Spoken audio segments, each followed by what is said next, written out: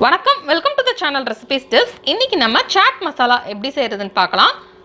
இது நம்ம வீட்டிலே செஞ்சு வச்சிட்டோம் அப்படின்னா ரொம்பவே டேஸ்டியாக இருக்கும். நம்ம வெளியிலேருந்து ரெடிமேடாக வாங்க வேண்டிய தேவையில்லை.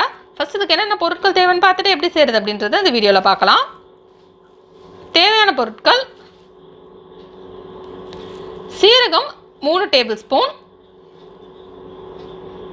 தனியா 1 டேபிள் ஸ்பூன்,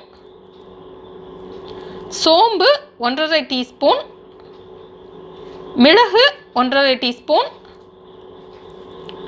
பெருங்காயம் இந்த மாதிரி 3 சின்ன துண்டு எடுத்துக்கலாம், சுக்கு 2 சின்ன துண்டு எடுத்துக்கிடலாம், மாங்காய் பொடி 4 டேபிள் ஸ்பூன், ஓமம் பொடி 1½ teaspoon, black salt 1½ tablespoon, வத்தல் தூள் 1 டீஸ்பூன்.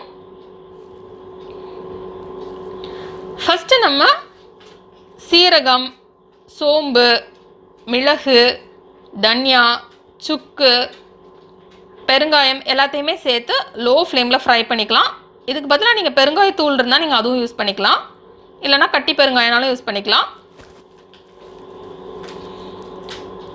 இதில் இந்த மாங்காய் பொடி யூஸ் பண்ணுறதுனால லேசான அந்த புளிப்பு டேஸ்ட் இருக்கும். இந்த மாங்காய் பொடி எப்படி செய்யணும்னு தெரிஞ்சுக்கணுன்னா நான் கீழே டிஸ்கிரிப்ஷன் பாக்ஸில் லிங்க் கொடுக்குறேன், அதை பார்த்து தெரிஞ்சுக்கோங்க.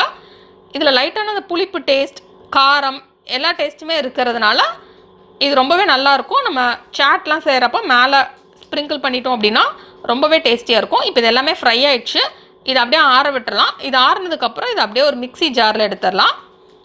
நெக்ஸ்ட் இதில் நம்ம மீதம் வச்சுருந்த எல்லாத்தையுமே உள்ளே சேர்த்துக்கலாம். பிளாக் சால்ட், மாங்காய் பொடி, வத்தல் தூள், ஓமம் எல்லாமே உள்ளே சேர்த்துடலாம்.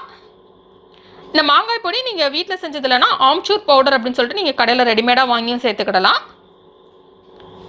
இப்போ இது எல்லாத்தையுமே உள்ளே சேர்த்தாச்சு. இப்போ நம்ம இதை அரைச்சிடலாம். இதில் நம்ம ஆல்ரெடி பிளாக் சால்ட் சேர்த்துட்டனால நம்ம நார்மல் உப்பு சேர்க்க வேண்டாம். இப்போ இதை எல்லாத்தையுமே அரைச்சாச்சு. இப்போ நமக்கு சாட் மசாலா ரெடி. இதை நம்ம நல்லா க்ளீனான ஒரு ட்ரையான பாட்டிலில் ஸ்டோர் பண்ணி வச்சுட்டு தேவைப்படுறப்ப எடுத்து யூஸ் பண்ணிக்கலாம். இந்த ரெசிபி நீங்கள் வீட்டில் ட்ரை பண்ணி பாருங்கள். இந்த ரெசிபி உங்களுக்கு பிடிச்சிருந்தா லைக் பட்டன் கிளிக் பண்ணுங்கள், உங்கள் ஃப்ரெண்ட்ஸோட இந்த ரெசிபியை ஷேர் பண்ணுங்கள். மறக்காம இந்த சேனலுக்கு சப்ஸ்கிரைப் பண்ணிவிட்டு பக்கத்தில் இருக்கிற பெல் ஐக்கான் ப்ரெஸ் பண்ணிக்கோங்க. இந்த ரெசிபியை ட்ரை பண்ணிட்டு எப்படி வந்திருக்கு அப்படின்றத கமெண்ட்ஸ் பாக்ஸில் சொல்லுங்கள்.